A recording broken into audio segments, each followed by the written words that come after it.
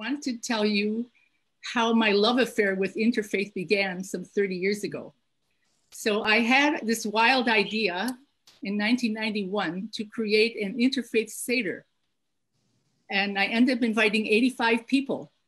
It was Passover, and although it's the Jewish holiday, many people have found that Passover is very magnetic. It brings people together because it's a celebration of liberation from oppression. And so everybody can identify with that. It doesn't matter how you call God or if you even believe in God. That is a human expression that we can all cherish.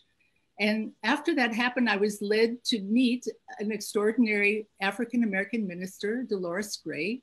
And she and I found that we had a lot in common. And after a series of conversations, something happened, something, I guess, revelatory happened. And we decided that we would create what may have been the first interfaith peace pilgrimage to the Holy Land. We wanted to bring, in particular, the Black and the Jewish community together because we had been such good friends during the civil rights movement. But also, since then, there had been a chasm developing. We wanted to repair that. But we invited many people. And the idea was that we would travel from Cairo through the Sinai Desert to Jerusalem. We would share our faith stories. And traveling together and dialoguing, we would have a chance to develop trust and understanding and fulfill our curiosity about one another. And in Jerusalem, we had, as a culminating event, we had the Universal Freedom Seder, in which all of the pilgrims participated, but also we invited people from all over the world to join us. About 50 people, Israelis, Arabs, Indians, Sri Lankans, Ethiopians, Jews and Muslims, Christians and Hindus, participated in a universal Seder called a Festival of Freedom at Beit Shmuel in Jerusalem. The Seder was led by Rabbi Zalman Schachter-Shalomi, leader of the Jewish spiritual renewal movement in the United States. This is a Seder of the future, not a Seder of the past. We are using the template of the past in order to dream of the miracle of the future that's possible. People of all faiths, races, and ethnic backgrounds sat together.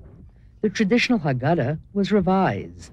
The Seder plate included an olive branch for hope, and the prayers included readings from the Quran and the Lord's Prayer. A prayer shawl decorated with the personal messages of peace by the participants provided background.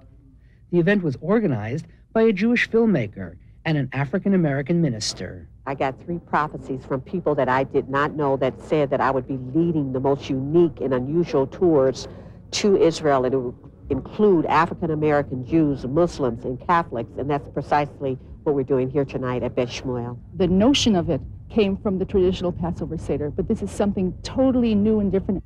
Memorial candles were lit in memory of the people of many nations who were killed, and the hope was expressed that peoples in all the troubled spots of the world, and Jews and Arabs, could begin a new chapter of peaceful coexistence. The story of the Jewish people freedom is described in many occasions in the Holy Quran. And if there is anything we desperately need, it's for us, the children of Abraham, the cousins, to come back together. The children of Abraham are about to become reconciled. And we did it in 93, 94, 95. And then again, I organized one in the year 2000. And whenever we were together, Dolores and I, Christian and Jew, Black and white, people would look at us and they would say, well, this is really amazing, but who sponsored this? And she and I would look at each other and we'd turn back and we'd say, God. And then people would say, no, really. And then we'd look at each other and we'd turn back and we'd say, no, really, because it was God inspired.